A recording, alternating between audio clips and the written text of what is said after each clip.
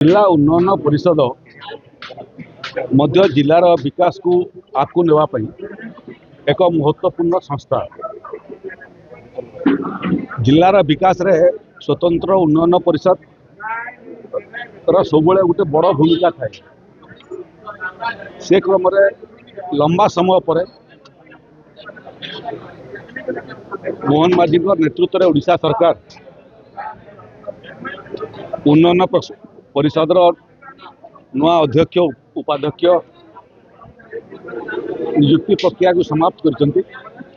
आज से क्रम झारसुगुड़ार जो पुराना तहसिल ऑफिस थिला एवं ददरा अवस्था पड़ा ताकू नवीकरण कराई।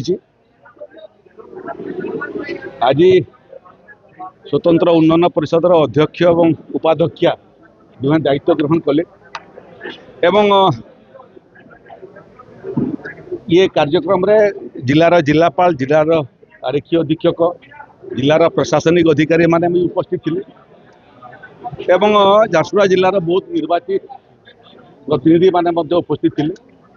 झारसुगुड़ा और ब्रियानगर पौर परिषद अध्यक्ष अध्यक्षा माने भी उपस्थित थिले। बहुत काउंसिलर ब्लॉक अध्यक्ष से माने मध्य उपस्थित थिले।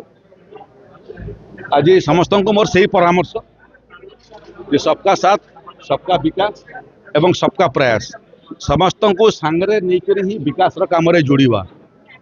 व्यक्ति महत्वपूर्ण नुह चमत्कार देखेबार अच्छी समाज रे सेटा होची सामूहिकता।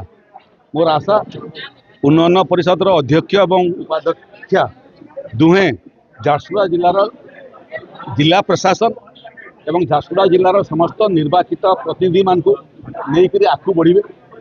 जिलार मध्य समस्त निर्वाचित प्रतिनिधि मान परामर्श से माने मध्य अध्यक्ष उपाध्यक्षा दुई को समर्थन करेंगे। नुआ अध्याय आरंभ हो झारसुगुड़ा समस्त को लेकर नुआ झारसुगुड़ा आधुनिक झारसुगुड़ा एवं विकसित झारसुगुड़ा निर्माण कार्य आको आहरी त्वरान्वित हो। समस्त को बहुत बहुत शुभकामना। नमस्कार।